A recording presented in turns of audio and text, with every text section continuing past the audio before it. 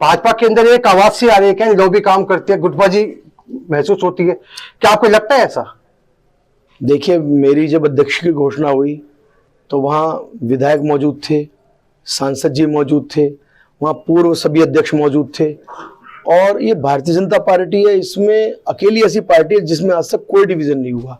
तो आप इस तरह आप कैसा महसूस करते हैं कि आपकी 4 पीढ़ी देश और समाज को समर्पित है? चंदन है इस देश की माटी, तपो भूमि हर ग्राम है, हर बाला देवी की प्रतिमा, बच्चा बच्चा राम है।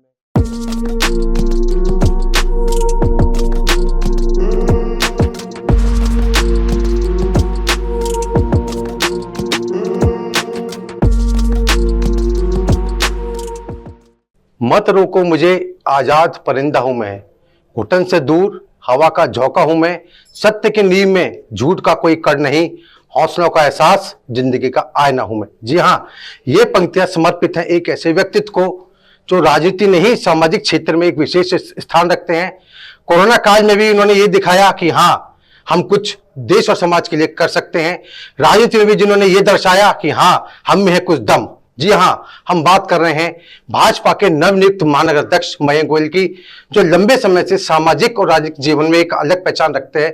आज हम उनसे जानेंगे, विभिन्न मुद्दों पर बात करेंगे। सीधे तौर पर हम बात करते हैं मयंक गोयल जी से। अच्छा, नमस्कार जी, बहुत बहुत नमस्कार।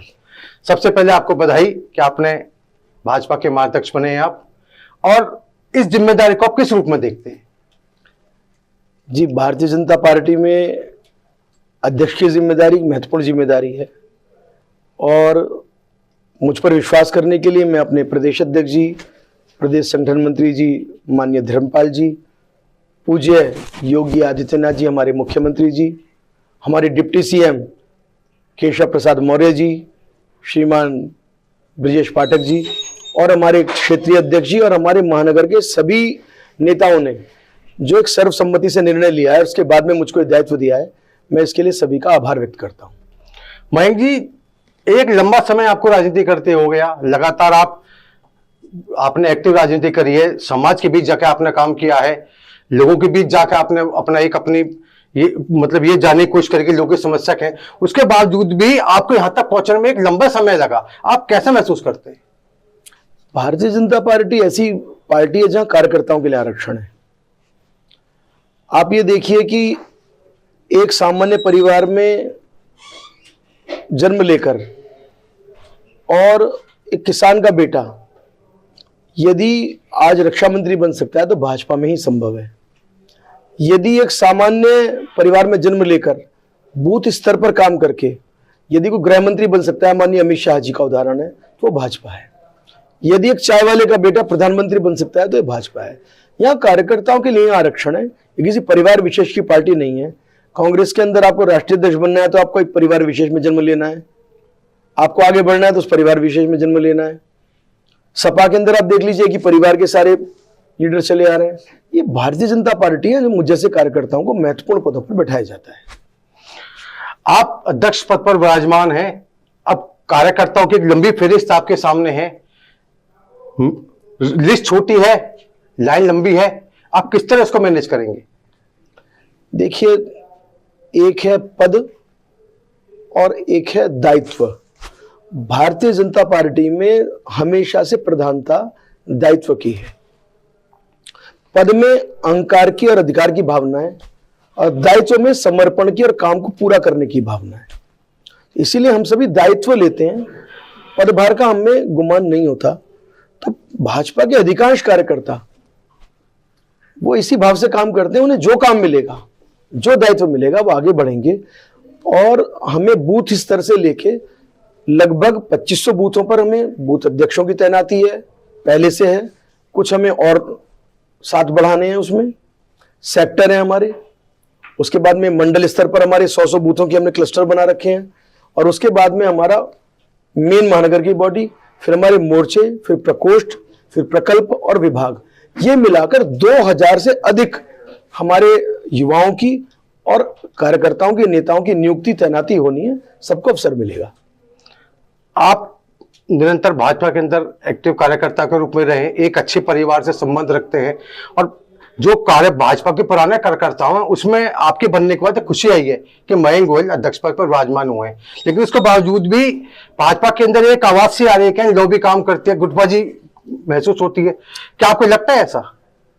देखिए, मेरी जब अध्यक्ष की घोषणा हुई तो वहाँ विधायक मौजूद थे, सांसद जी मौजूद थे, वहाँ पूर्व सभी अध्यक्ष मौजूद थे, और ये भारतीय जनता पार्टी है, इसमें अकेली ऐसी पार्टी है जिसमें आज तक कोई डिवीजन नहीं हुआ। कांग्रेस का कितनी बार डिवीजन हो गया, उसके बाद समाजवादी पार्टी का कई बार डिवीजन हो गया। आप कितनी पार्टियां हैं, लेकिन जनसंघ से लेकर आज तक, जब से भाजपा जनसंघ है, इसमें कोई वर्टिकल डिवीजन नहीं हुआ। जहां जो अध्यक्ष बनाया जाता है, भाजपा में जो अध्यक्ष बनाया जाता है, पूरा संगठन उसको अध्यक्ष मान के उसके साथ खड़ा हो जाता है। अब आप बात करते हैं, इस समय भाजपा के अंदर ये आवाज आ रही है कि एक मुस्लिम समाज को लेकर, उसको लेकर कि गाजी को लेकर एक माहौल पैदा हुआ है। आप क्या क्या महसूस करते हैं इसमें? नहीं, ये मैं आपकी बात से बिल्कुल सहमत हूं कि गाजी शब्द कहीं ना कहीं भावनाओं को ठेस पहुंचाने वाला है, और ये भारतीय हमारे सनातन के जो मान बिंदु हैं, उसमें चाहे अयोध्या हो, चाहे वो काशी हो, चाहे वो मथुरा हो, और इसके अलावा जैसे औरंगजेब रोड रख दिया, बाबर रोड रख दिया, ये कौन से सम्मानित लोग थे जिन्होंने अपने पिता को ही जेल में डाला? क्या उस शासक को, वो मुगल हो सकता है, कोई हो सकता है, कि आप सम्मानित कहेंगे? और मुस्लिम समाज में भी एपीजे अब्दुल कलाम जैसे महान शख्सियत हैं, वीर अब्दुल हमीद जैसी शख्सियत हैं, और भी बहुत बड़ी बड़ी शख्सियत हैं। तो उनको क्यों नाम आगे बढ़ाएं, उनको क्यों ना हीरो माने, उनके नाम पर क्यों नाम शहरों के नाम और सड़कों के नाम रखें, लेकिन आक्रांताओं के नाम पर तो नाम नहीं होने चाहिए।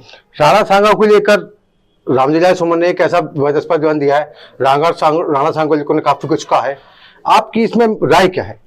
राणा सांगा हमारे मुकुटमणि हैं। राणा सांगा 87 घाव लगे थे तन में, फिर भी व्यथा नहीं थी मन में। एक पांव कट गया, एक हाथ कट गई, आंख उनकी चली गई, उनका कितना उन्होंने सारा कुछ बलिदान देने के बाद भी उन्होंने आमने सामने युद्ध करा, मुगलों को खदेड़ के उन्होंने दम लिया। एक ऐसे वीर शिरोमणि को अगर अपना अपमान शब्द कहता है, तो मैं मुझे लगता है कि सूर्य पर अगर मैं थूकने का प्रयास कोई करेगा तो थूक कहां जाएगा। माफी मांगनी चाहिए जो भी है, मैं नाम नहीं ले रहा किसी का, जिसने भी हमारे भारत के सबसे प्रमुख ऐसे हमारे जिनको मैं हीरो मानता हूं, उनमें से एक है। मतलब कुल मिलाकर आप ये मानते हो कि राणा सांगा को जो कहा गया वो बिल्कुल गलत है?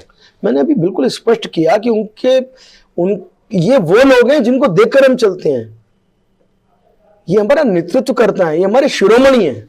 इनके खिलाफ बोलने की तो बात छोड़ दीजिए, एक शब्द सोचना भी महापाप है। भाजपा में लॉबी की बात कही जा रही है, आवाज आती है कि एक लॉबी एक लंबे समय से एक्टिव है, जो लॉबी चाहती है वो होता है। तो आप मानते लॉबी है शहर के अंदर? देखिए, भारतीय जनता पार्टी एक विचार को लेकर चलती है। शहर में मेरी माताजी मेयर रही, स्वर्गीय दमयंती गोयल, बहुत बड़े मार्जिन से जीती। उसके बाद श्री तुलराम काम्बोज जी आए, आशु वर्मा जी आए, उसके बाद श्रीमती आशा शर्मा जी आई, और आज की डेट में आदरणीय श्रीमती सुनीता दयाल जी हैं। लगातार मार्जिन बढ़ रहा है। आप देखिए, 2.5 लाख वोट से हम चुनाव जीत रहे हैं। लॉबी है नहीं? आप मैं वही निवेदन कर रहा हूं।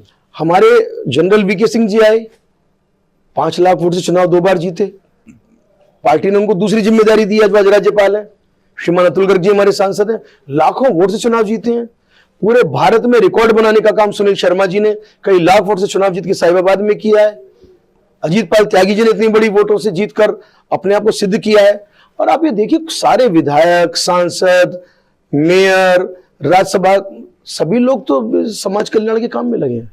एक लोगों के अंदर एक चर्चा रहती है कि भाजपा के अंदर पिछले कुछ समय से वो कार्यकर्ता ज्यादा फ्रंट पे दिखाई दे रहे हैं जो भाजपा की विचारधारा से नहीं है, दूसरी पार्टियों से, और आज लीड कर रहे हैं। मैं सहमत हूं। मैं आपके क्या ऐसा है? हाँ, बिल्कुल मैं सहमत हूं। भाजपा जब प्रारंभ हुई जनसंघ, तो हमारे पास 2% वोट था। आज हमारे पास 51% वोट है। तो हमारे खिलाफ पूरी दुनिया खड़ी थी उस समय। हम जो भी हमारे खिलाफ थे, हमारा नारा यह है, जो हमसे टकराएगा वो हम में मिल जाएगा। हम सबको जोड़ना चाहते हैं, कोई सपा में हो, बसपा में हो, कांग्रेस में हो, हम दिल खोलकर दोनों बाह फैलाकर हम स्वागत करते हैं। सपा बसपा कांग्रेस में भी अच्छे लोग हैं, वहां समाज सेवा का स्कोप नहीं है। आइए भारतीय जनता पार्टी में आइए, हम लीड का अवसर देंगे आपको लीडर बनाएंगे, इसमें क्या बात है। स्वागत आप करें उनका, लेकिन जो आपके पुराने कर्मठ कार्यकर्ता है जिन्होंने पसीना बहाया है, समर्पण किया, क्या वो पीछे है? मैंने भी आपको निवेदन किया, गाजियाबाद में मैंने आपको 6 मेयर्स का मैंने जिक्र किया। आदरणीय डीसी गर्ग बाबूजी मेयर रहे, आप तो लंबे समय से पत्रकारिता में हो, मेरे पुराने मित्रों, उन्होंने पूरा जीवन भाजपा को दिया, उन्हें मेयर बनाया भाजपा ने। उसके बाद पहली महिला मेयर स्वर्गीय दमयंती गोयल जी रही, पूरा जीवन विचार के लिए उनका गया। उसके बाद में तेलुराम काम्बोज जी तो पत्रकार थे, आपके परिचित है पुराने, वो तो जनसंघकालीन बचपन के कार्यकर्ता थे, उनको 75 साल की उम्र में मिला। तो आप बताइए इनमें से कौन सा व्यक्ति लीड कर रहा है जो बाहर का है?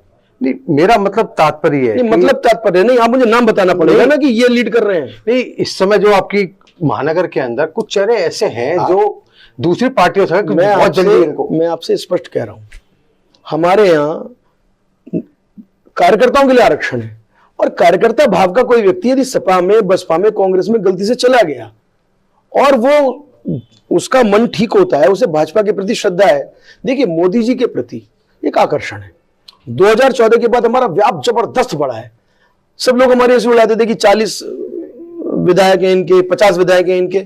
आज हमारे जो थंपिंग मेजोरिटी से माननीय योगी जी की सरकार आई तो सबने माहौल बना दिया कि आज तक उत्तर प्रदेश जब से बना है 2 बार कोई मुख्यमंत्री बना ही नहीं। मैं धन्यवाद करना चाहता हूं इस मंच से जनता का कि उन्होंने योगी जी के 5 साल के कार्यकाल पर मोहर लगाई और जबरदस्त मेजोरिटी से योगी जी को दोबारा लेकर आए। और मैं आशान्वित हूं, जो आज विकास कार्य चल रहे हैं 8 साल में, जो उन्होंने जबरदस्त तरीके से काम किया है, वो तीसरी बार भी आएंगे। मैं ये बात अब मैं कहता हूं कि आपके बनने के बाद एक पुराने कार्यकर्ताओं में हर्ष की लहर है कि अब पुराने कार्यकर्ता को सम्मान मिलेगा। अब चाहे इस चीज को मैं मानता हूं, व्यक्तिगत तौर पर कह भी रहा हूं आपसे, मैं आपकी बात से बिल्कुल सहमत हूं। ये भारतीय जनता पार्टी सबकी पार्टी है, पंचायती पार्टी है, सामूहिक निर्णय की पार्टी है। इसमें नयों को भी सम्मान मिलेगा, युवाओं को भी मिलेगा, महिलाओं को भी मिलेगा, ओबीसी को भी मिलेगा, अनुसूचित को भी मिलेगा। मैं थोड़ा पुराना हूं, मुझे भी मिलेगा। किसी को देर से, किसी को पहले, सम्मान सबको मिलना है। मयंक गोयल जी अब अध्यक्ष पद पर हैं, अब अगला भाजपा के लिए आपका विजन क्या है? देखिए मेरा अपना विजन केवल इतना सा है कि जो हमारा प्रदेश नेतृत्व कहेगा उसको अक्षरशः हमें पालन करना है, क्योंकि हम लोग हैंड्स हैं अपने प्रदेश अध्यक्ष और क्षेत्रीय अध्यक्ष। वहां से अभी योजनाएं आ रही हैं, जैसे भी बिहार दिवस का कार्यक्रम हुआ तो हमें कहा गया 1000 हमें बिहार समाज के भाई बहन इकट्ठा करने हैं। 2500 से अधिक संख्या उसमें आई। माननीय राधा मोहन सिंह जी वहां मौजूद थे, आपने भी कवरेज किया। इसके बाद में लगातार हमें 8 साल पूरा होने पर हमने जिला स्तर पर प्रेस कॉन्फ्रेंस की, फिर विधानसभा स्तर पर प्रेस कॉन्फ्रेंस की। इसके बाद अभी 6 अप्रैल को हमारा स्थापना दिवस है, तो स्थापना दिवस पर हम हर प्रमुख कार्यकर्ता के घर पर झंडा बदलेंगे और 2500 बूथों पर पंडित दीनदयाल उपाध्याय जी की और बहुत सुंदर फोटो लगाकर माल्यार्पण करके उनके जीवन से हमने क्या सीखा और 8 साल की उपलब्धियों पर हम चर्चा करेंगे। इसके बाद अटल जी के 100 वर्ष पूरे हो रहे हैं। 13 तारीख को एक हमारा जबरदस्त तरीके से एक सम्मेलन होगा। हर विधानसभा वाइज हम सक्रिय कार्यकर्ताओं का सम्मेलन कर रहे हैं। 2-2 हजार बाइकर्स की हमने सूची बनाई हर विधानसभा में। साहिबाबाद, सदर और मुरादनगर, तीनों विधानसभाओं में हम जबरदस्त तरीके से भारत माता की जय के नारे लगाते हुए और अनुशासित ढंग से पुलिस से परमिशन लेके और अपना एक रूट मार्च करने का काम करेंगे। और विभिन्न आयाम, विभिन्न कार्यक्रम आ रहे हैं। इस हमारे पूरे पखवाड़े का जो समापन होगा वो 14 तारीख को हमारे बाबा साहब भीमराव अंबेडकर जी के और जन्म दिवस पर हर बूथ पर हम कार्यक्रम करेंगे, उन्हें श्रद्धांजलि अर्पित करेंगे। नवयुग मार्केट में भी उनकी बहुत बड़ी सुंदर प्रतिमाएं, उस पर जाकर स्वच्छता अभियान चलाएंगे, सेवा कार्य करेंगे। 4 पीढ़ी से आप संघ से जुड़े हुए हैं, बाबूजी बनवारी लाल जी, माताजी दमयंती गोयल जी, आपके पिताजी, आप स्वयं, और मुझे लग रहा है 4थी पीढ़ी भी आप तैयार हो रही है। आपका बेटा वो आपने उसको पूरे संस्कारों में बांध दिया है कि चेहरे से दिखाई देता है कि हाँ मयंक जी के बाद अब बेटा उस संस्कारों की कमान को लेने को तैयार है, चलाने को तैयार है। तो आप इस तरह आप कैसा महसूस करते हैं कि आपकी 4 पीढ़ी देश और समाज को समर्पित है? मुझे ऐसा लगता है कि यदि मंदिर में हनुमान जी ने किसी को अपने पुजारी रख लिया तो इसमें पुजारी को क्या महसूस होना है। भारत माँ को हम अधिष्ठात्री देवी मानते हैं और स्वामी विवेकानंद जी ने कहा है कि ये भारत भारत माँ है, ये अधिष्ठात्री देवी है। अटल जी ने कहा था कि भारत का कंकर कंकर शंकर है, इसका एक एक जल गंगा जल है। हमारे यहाँ कहा गया है चंदन है इस देश की माटी, तपो भूमि हर ग्राम है, हर बाला देवी की प्रतिमा, बच्चा बच्चा राम है। एक ऐसे देश की सेवा करने के लिए मेरा क्या, हर व्यक्ति, हर भारतवासी का कर्तव्य है। सब चाहते हैं सेवा करना। मैं बड़भागी हूं कि मुझे बड़े भाग्य सेवा का अवसर पाया। मयंक जी, बेशक आप आज अध्यक्ष बने हो, लेकिन व्यक्तिगत तौर पर मैंने आपको देखा लंबे समय से, मेरे सबसे पुराने मित्रों में से एक हो। कोरोना काल में मैंने आपको देखा कि मयंक गोयल दरवाजे के बाहर खड़े रहते थे सेवा के लिए। जो जिस गाड़ी में आप बैठते थे वो गाड़ी आपने सेवा आपके लिए तैयार कर दी थी। लगातार आप युवाओं के बीच भी कार्य करते रहे हैं। बेशक जिम्मेदारी आपको आज मिली है। मैं अकेला नहीं था, मेरे साथ में 100 युवाओं की हमने एक टोली बनाई थी, जिन्होंने कोरोना आने के बाद में सेकंड लहर में जब ये फैल गया माहौल कि सिलेंडर 1,50,000 का बिक रहा है, कोई सेवा करने वाला नहीं है, कोई निकलने वाला नहीं है, तो हमारे माननीय मोदी जी ने आह्वान किया था, आपको याद होगा, कहा था युवाएं जो है निकले, सेवा करें। ऐसी ऐसी परिस्थितियां आती थी। हमारे पास फोन आया एक माता जी का, उनकी 85 साल की उम्र, बोली 3 दिन से हमने खाना नहीं खाया और फोन मिला रहे हैं, कोई जोमेटो स्विगी सबकी सेवाएं बंद हैं, भोजन कैसे करें, दवाई नहीं मिल रही है। तो वह जब हमने उनको माता जी को खाना दिया, जो हमने उन्हें दवाई दी, उनको जल दिया, और जिस प्रकार उन्होंने खुशी से आंखों में आंसू भर के हमारे सिर पर हाथ रखा, मुझे लगता है जीवन में उससे बड़ी कमाई हमारी हो नहीं सकती। मैं बार बार एक बात कहता हूं, प्रभु जिन पर कृपा करता है उन्हें सेवा के लिए चुन लेता है। काम तो परमात्मा का होना ही है, इस सृष्टि में करने वाला कोई नहीं है, लेकिन ठाकुर जी की जिस पर कृपा करते हैं उसको अपनी गोदी में बैठा लेते हैं, उस पर सिर पे हाथ रखते हैं, चल श्रेय तू ले ले। सैकड़ों नौजवान हमारे सेवा भारती, हमारा राष्ट्रीय स्वयंसेवक संघ, हमारी भारतीय जनता पार्टी, विचार परिवार के सारे लोग, विद्या भारती और सब अनुसांगिक लोग, केवल ये नहीं, तमाम धार्मिक सांस्कृतिक में मुझे लगता है जहां पाकिस्तान में लूट मच गई, आपस में लोग मर गए, तलवारें चल रही थी एक आटे के लिए, धन्यवाद करना चाहता हूं माननीय नरेंद्र मोदी जी की सरकार का। उनका क्या विजन था, 40 करोड़ परिवारों में उन्होंने, और आटा ही नहीं, आटे के साथ में उन्होंने देखा दाल और एक लीटर सरसों का तेल भी, लास्ट में तो उन्होंने आलू भी, सब्जी भी घर घर पहुंचाने का काम किया, महीने में 1 बार। फिर उन्हें लगा अभी दिक्कत आ रही है तो महीने में 2 बार, 1 तारीख को और 15 तारीख को। और मैं धन्यवाद करना चाहता हूं पूरे देश के करोड़ों राशन डीलर्स का भी। उन्होंने बहुत ईमानदारी, बड़े ट्रांसपेरेंट ढंग से घर घर में वो सामान पहुंचाने का काम भी किया। कोरोना काल में आपने, कोरोना काल नहीं, पीछे आपने एक गंभीर बीमारी से पीड़ित एक मतलब महिला थी, शायद उनकी मदद की थी आपने, और बहुत जितना आपको हो सकता था आपने किया। आप लगातार सामाजिक कार्य करते रहते हो, उसकी प्रेरणा कहां से मिलती है आपको? देखिए, प्रेरणा तो हम सबके लिए एक ही है, वो हमारा विचार है। हम सब संघ के स्वयंसेवक हैं, वहीं से हमें प्रेरणा मिलती है। लेकिन जब आप देखते हैं नरेंद्र मोदी जी को, जब आप देखते हैं योगी जी को, कई बार मन भावुकता में तिरक हो जाता है। योगी जी के पूज्य पिताजी का देहांत हुआ था शायद, और उस समय उन्होंने कहा था कि घर से नहीं निकलेगा, लॉकडाउन है। उनकी आंखों से अश्रुधारा बहती रही, परंतु वो अपने घर पर भी अपने पिताजी को मुखाग्नि देने तक नहीं गए। उन्होंने कहा कि मेरे लिए 25 करोड़ जो मेरे ये उत्तर प्रदेश के नागरिक हैं, यही मेरे माँ बाप हैं, ये मेरे देवी देवता हैं, मुझे इनकी सेवा करनी है, मुझे कोरोना से लड़ना है। मुझे व्यक्तिगत जीवन के लिए योगी जी ने कहा 1 मिनट का भी समय मेरे लिए नहीं है। तो ये हमारे प्रेरणा स्रोत है। योग आदरणीय मोदी जी 11 साल से प्रधानमंत्री, उससे पहले 15 साल वो सीएम रहे, कोई उन पर आरोप नहीं, कोई भाई भतीजावाद नहीं, कोई उनके ना आगे कोई ना उनके पीछे कोई, उन्हें कुछ चाहिए ही नहीं। ये हमारे प्रेरणा स्रोत है। मयंक गोयल, दुख हो या सुख हो, चाहे कितनी बड़ी परेशानी हो, हमेशा मुस्कुराते रहते हैं। इस मुस्कुराहट का सबसे बड़ा राज क्या है? कुछ लोग ऐसे होते हैं सदा आंसू बहाते हैं, होली हो दिवाली हो सदा मातम मनाते हैं, दुनिया उन्हीं की रागनी पर झूमती हरदम, जो जलती हुई चिता पर भी वीणा बजाते। वाह।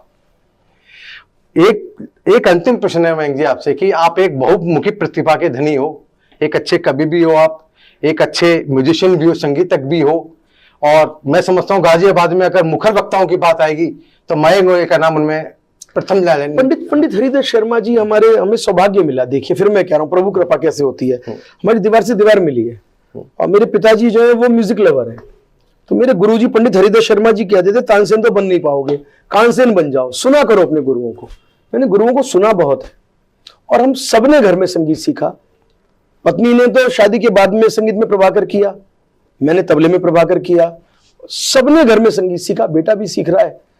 और जहां तक कवि की बात है तो मेरी माता जो है, मेरी माता जी कवित्री थी, और जिन्होंने एक गीत लिखा, चंदन है इस देश की माटी, तपो भूमि हर ग्राम है, वीरों के वंशधरों जागो, शूरों के अंशधरों जागो। ये गीत लिखने वाले आचार्य रामनाथ जी सुमन, मैं कृपा पात्र हूँ। मैं उनका, वो मुझे अपना भांजा के रूप में उन्होंने स्वीकार किया, क्योंकि मेरी माँ पिलखवे से थी और आदरणीय रामनाथ जी पिलखवे से थे। उनके सुपुत्र डॉक्टर वागीश दिनकर जी, वो मेरे बड़े भाई हैं। तो इन सबका, कुमार विश्वास जी, पूरा परिवार, इन सबका आशीर्वाद मुझे मिलता रहा, तो इनके चरण दबाए तो कुछ बोलना आ गया। आपका परिवार, बेशक आज आप एक्टिव राजनीति में के बावजूद भी आपके परिवार ऐसे काम कर रहा है जो समाज में निरंतर एक जागरूकता फैलाने वाले होते हैं। उन कामों के पीछे क्या आपका भी सहयोग है? देखिए, सच्चाई क्या है कि ये एक यज्ञ है, और इस यज्ञ में सब लोग लगे हैं अपने अपने हिसाब से। और मुझे, अगर मैं कहूँ मेरा सहयोग है तो बहुत छोटी बात होगी। मेरा संयुक्त परिवार है, हम 4 पीढ़ी एक साथ रहते हैं। मेरा तो, मैं आज छोटा सा अगर कार्यकर्ता नेता के रूप में बैठा हूं, तो बनाने के लिए मेरे पिताजी, मेरी माताजी, दादाजी, दादी जी, मेरे चाचा, मेरी चाची, मेरी धर्मपत्नी, उसका कितना बड़ा बलिदान है। 11 बजे 12 बजे भी पहुंचता हूं, कभी शिकन्नी गेट पे मुस्कुराती मिलती है, मेरे को भोजन प्रसादी देती है। और मेरे बच्चे जो है, एक दिन मेरी बेटी जो है मुझसे बोली, उसका जन्मदिन था, मैं तेरे लिए मैं क्या दूं। छोटी बच्ची मेरे पास गोदी में बैठ गई, मुझसे बोली, पापा क्या मुझे 1 घंटा दे सकते हो। मेरे मन में आया, मैंने कहा यार, मैंने इसे आज तक 1 घंटा भी नहीं दिया। मैं कविनगर रामलीला मैदान ले गया उसको, जैसी गेट पे उतरा तो उतरते ही जो है वहां प्रोग्राम मेरा तय नहीं था, पर एक सामाजिक राजनीतिक कार्यकर्ता का, परिवार का सम्मान होता है, तो वहां रामलीला मैदान की पूरी टीम जो गेट पर आ गई, बिटिया और पत्नी पीछे रह गए, वो मुझे मंच पे ले गए जबरदस्ती। उन्होंने पटका पहनाया, पगड़ी पहनाई, भगवान राम पर मैंने भाषण देना चालू कर दिया। मैं भूल ही गया कि मेरी बेटी मेरे साथ है। मैं जब उतरा आधे घंटे बाद, बेटी बोली, पापा आप घर चलो, मुझे पता आप 1 घंटा मुझे कभी नहीं दे पाओगे। पर उसके बावजूद भी उन्होंने मुझे कभी ग्लानि मेरे मन में पैदा नहीं होने दी, मुझे हमेशा मेरे साथ खड़े रहे। जहां संयुक्त परिवार टूट रहे हैं, भाई भाई के दुश्मन का प्यासा हो रहा है, मयंक जी आपका परिवार किस तरह एकजुट है? मेरे दादाजी की कृपा रही, संघ की कृपा रही। उन्होंने सिखाया कि मैं नहीं तू ही। मेरे चाचा जो हैं वो सन्यासी भाव के व्यक्ति हैं, और मेरे दादाजी को भी लोग गृहस्थ संत के रूप में मानते थे। तो उनके पास सारा जीवन 2 जोड़ी 3 जोड़ी कपड़े रहे। आपने उनको खुद देखा है, वो एक उनके पास तखत था, एक तकिया था, एक शेविंग सेट था और एक बक्सा था, उसमें 2 जोड़ी कपड़े। यदि किसी ने दे दिए तो माथे से लगा के रख लिए, और पहला जो व्यक्ति मिला उसको भेंट कर दिए। वो रेशम का हो, लिनन का हो, वो सस्ता हो, महंगा हो, उन्हें नहीं पता। उन्हें पता है कि मुझे इतना ही रखना है। एक ही कमरा उनका, उसी में पूरा जीवन उन्होंने बिताया। और उन्होंने अपनी जरूरतें कम करना, और जितना सुख, जितना आनंद और जितनी ताकत बंद मुट्ठी में है, उतनी कहीं नहीं है। मेरे मन में व्यक्तिगत प्रश्न है, ये व्यक्तिगत प्रश्न है इसमें, कि जैसे आपका परिवार एक 4 पीढ़ी का परिवार है, और गाजियाबाद नहीं, पूरे वेस्टर्न यूपी में एक, वेस्टर्न यूपी में समझूंगा कि देश में एक अलग पहचान रखता है। क्या कभी आपके अंदर अहम नहीं आया, ये नहीं होता कि हमारे ये परिवार है? क्या है कि असल में क्या है कि जो प्रभु के है ना, हमारे परिवार में जो सबसे बड़ी कृपा रही, वो ये रही, हमारे यहाँ संतों के चरण पड़ते रहे। अब पूज्य विजय कौशल जी महाराज और हमारे गाजियाबाद की बहुत प्रखर पत्रकार हैं, उन्हें हम गुरु मानते हैं, पूज्य बलदेव भाई शर्मा, और संतों का बहुत समय से, प्रचारकों का बहुत समय से हमारे यहाँ चरण पड़ते रहे। जब हम उनको देखते हैं ना, तो पहाड़ के सामने हम अभी एक टीला भी नहीं है। जब उन्होंने अपना जीवन इतना बिता दिया और उनमें इतनी विनम्रता है। पूज्य मोहन भागवत जी से किसी ने कहा, तो उदाहरण है, पूज्य मोहन भागवत जी से किसी ने कहा कि आपको देखकर इतना और आपका अच्छा है, आप पीएम क्यों नहीं बन जाते? तो आदरणीय भागवत जी ने कहा कि हम अपने को गाड़ देने के लिए संघ में आए हैं, अपने को विलीन करके हमें भारत माता की जय जयकार करनी है। और आप मोदी जी की बात, एक इंटरव्यू हो रहा था जिससे आप मेरे साथ चर्चा कर रहे हैं, तो मोदी जी से एक वरिष्ठ पत्रकार ने पूछा, लाइव इंटरव्यू था, कि मोदी जी आप क्या चाहते हैं, 100 200 500 साल बाद आपको कैसे याद किया जाए? बोले मैं तो नहीं चाहता मुझे कोई याद रखे, एक क्षण भी ना याद रखो, याद रखो तो भारत माता को याद रखो, तेरा वैभव अमर रहे माँ, हम दिन चार रही ना रहे। जब मोदी जी में अहंकार नहीं, माननीय योगी जी में अहंकार नहीं, वो तो जैसे ही आपने देखा योगी जी सीएम बने, क्या उनके बारे में आप देखिए, कैसी उनकी विनम्रता है, कैसी उन पर कृपा है। जमीन पर सोते हैं, आपको तो पता है, लकड़ी का एक फट्टा है उस पर सोते हैं, सुबह 3 बजे उठना, संत सन्यासी जीवन, और कुछ नहीं, कोई आगे नहीं, कोई पीछे नहीं, कोई पैसा नहीं, कोई धेला नहीं, जीवन में एक ही मिशन है, हे भारत मां, तुझे हमें जगत गुरु बनाना है, तुझे उसी सिंहासन पर पहुंचाना है। एक प्रश्न आपके प्रश्न से और निकलता है कि आज के डेट में देखना होता है कि बड़े बड़े जो नाम हो जाते हैं वो आम जन से बात करने में भी बैठने की जिक्र नहीं करते कि बैठो, खड़े होकर बात करना महसूस कर, लेकिन आपके परिवार के अंदर ये खासियत है कि को आपके दरवाजे पहुंच गया, चाय पानी संस्कार सत्कार सब मिल आप कभी नितिन गडकरी जी के यहाँ गए हैं? आप पत्रकारिता में जाओगे तो पत्रकारों से तो लोग डरते भी हैं, थोड़ा सम्मान भी करते हैं। आप बिल्कुल नेचुरल रूप में जाना, जैसे आप एकदम नेचुरल हैं। आप अगर बिना चाय बिना नाश्ते के आ जाएं तो आप मेरा नाम मैं बताओ। महानगर की बात कर रहा हूँ। नहीं, हाँ, आप बड़े बड़े जा रहे हैं। आप कहीं की बात कर लो। हाँ। आप महानगर में जिस भी नेता के भाजपा के जाएंगे, आपको पानी चाय मान सम्मान मिलेगा ही मिलेगा, कल्चर का पार्ट है। कई बार मजबूरी क्या होती है, मैं आपको निवेदन कर दूं, इंसान है, स्वास्थ्य भी खराब हो जाता है, कई बार कोई बैठ के चल रही होती है, व्यक्ति नहीं अटेंड कर पाता, वो मजबूरी होती है। चलो आप एक बड़े व्यक्तित्व हो, बड़े दिल के मालिक हो, आप खुले तरह के, मैं जानता हूं कि आपके परिवार के अंदर एक अलग ही सम्मान एक आम जन को मिलता है, ये मैं व्यक्तिगत तौर पर मानता हूं, मेरा लंबे समय से आना जाना। मैं आपका आभारी हूं, आपने ऐसा माना, मैं यही कह सकता हूं। हाँ। लेकिन मेरा ये मानना है, हमारी परंपरा है अतिथि देवो क्योंकि अगर भव। ये प्रश्न मैंने किया है तो कुछ सोच के किया होगा, लेकिन आपकी बात तो हाँ। देखिए ये परंपरा है अतिथि देवो भव। मुझे भी पता है कि हम आपके यहाँ आए या आदरणीय संतोष आनंद जी के यहाँ गए, आपके परिवार में जिससे मिले, उन्होंने दिल खोल के स्वागत किया। मैं आपसे मिलने आया, आप सड़क पर खड़े थे, इतने बड़े पत्रकार हैं, मैंने आपका सम्मान करना चाहा, आपने मेरा पटका छीन लिया, आपने मुझे पटका पहनाया। तो ये सभी ऐसे हैं, इसमें क्या है, होना ही चाहिए ऐसा। अब चलिए बात चलिए तो लंबी है कि योगी जी के बारे में थोड़ा सा, योगी जी के बारे में थोड़ा बताइए कि योगी जी की कार्यशैली। देखिए योगी जी ने एक काम ऐसा करके दिखाया है, जो माफिया कहते थे, 1 डिस्ट्रिक्ट और 1 माफिया उत्तर प्रदेश जाना जाता था, आज 1 district 1 university, 1 district 1 hospital, 1 district 1 product, OD OP.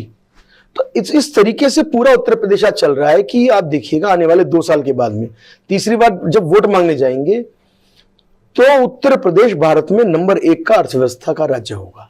और गाजियाबाद की बात करें तो रेलवे ओवरब्रिज हो, रैपिड रेल हो, मेट्रो हो, 14 लेन का हमारे यहाँ हाईवे हो। गाजियाबाद में अब तो आपको गाजियाबाद से पूरे भारत के लिए हवाई सुविधा भी मिल रही है, हिंडन एयरपोर्ट से सिविल टर्मिनल चालू हो गया। इतने जबरदस्त विकास कार्य पूरे उत्तर प्रदेश में, दूसरे जिले में आप दिखा दीजिए। ये योगी जी की ही क्षमता है कि लॉ एंड ऑर्डर को ऐसा मुट्ठी में बंद कर रखा है कि परिंदा पर नहीं मार सकता। किंतु आपको ऐसा नहीं लगता कि विपक्ष के पास कोई मुद्दा है नहीं सिवाय योगी या मुझे घेरने के? देखिए विपक्ष जो है फ्यूज हो चुका है, और फ्यूज बल्बों की एक झालर है विपक्ष। ये कुछ नहीं कर पाएंगे, ये अपना खुद ही कुंठा मिटाने के लिए कर रहे हैं, और आपस में सब लड़ते हैं, और मोदी जी के खिलाफ, योगी जी के खिलाफ, ये सब एक है। केजरीवाल जी कहते रहे कि मैं बच्चों की कसम खाता हूं, कांग्रेस के साथ नहीं जाऊंगा, सुना था आपने? क्यों गए साथ में वो? विपक्ष के पास ना कोई मुद्दा है, ना कोई विषय है, केवल आज चारों तरफ जनता में जो जय जयकार है वो मोदी मॉडल और योगी जी के बुलडोजर के मॉडल की है, विकास कार्यों की है। बिजली, सड़क, पानी, दवाई, स्वच्छता, सफाई, नौजवानों के लिए कमाई, इन 6 के 6 मानकों पर योगी सरकार को मैं 100 में से 100 नंबर देना चाहता हूं। आपको हार्दिक बधाई अध्यक्ष बनने की। अब अध्यक्ष बनने के बाद सबसे पहले आप क्या करेंगे? मेरा केवल एक ही काम है, मैंने पुनः निवेदन कर रहा हूं, जो मेरे को प्रदेश से काम मिलेंगे उनको अक्षरशः पालन करूंगा। ये काम प्रदेश का, पार्टी का हो गया। व्यक्तिगत तौर पर जितने गाजियाबाद के बड़े नेता हैं सबसे प्रणाम करके आशीर्वाद लूंगा, सबसे मार्गदर्शन लूंगा। और भाजपा सामूहिक निर्णय की पार्टी है, सबको साथ लेकर हम चुनाव में जाएंगे, जबरदस्त तरीके से अभी हमारे जिला पंचायत के चुनाव आएंगे, उसमें लगूंगा। उसके बाद में एमएलसी इलेक्शन आएंगे, चाहे वो स्थानीय निकाय हों, चाहे वो शिक्षक हों, उसमें हम 100% जीतेंगे। और मुझे पूरा भरोसा है तीनों विधानसभाएं जीत के हम अगले लोकसभा की आधारशिला रखेंगे। 100 पार्षद, मुरादनगर की हमारी जो चेयरमैन की सीट है वो खोला चेयरमैन सीट 100% जीत के दम लेंगे, 100% सभा से जीतने का लक्ष्य लेंगे और पार्टी को जबरदस्त तरीके से मजबूत करेंगे। आपका एक अलग जो प्लान है वो तैयार है कि मुझे भाजपा के लिए इस पर काम करना है? नहीं, मेरा अलग कोई प्लान नहीं है। मेरा प्लान केवल इतना है कि जो भाजपा की मजबूती है ही उनमें सबको साथ लेके चलना है। मेरा केवल इतना ही प्लान है। आपने मयंक गोयल को सुना, मुखर होकर हर मुद्दे पर बात की, अपने परिवार के बारे में, राजनीति के बारे में, हर मुद्दे पर उन्होंने बेबाक होकर बात की। ऐसी फिर एक किसी व्यक्ति के साथ मुलाकात करेंगे। नमस्कार।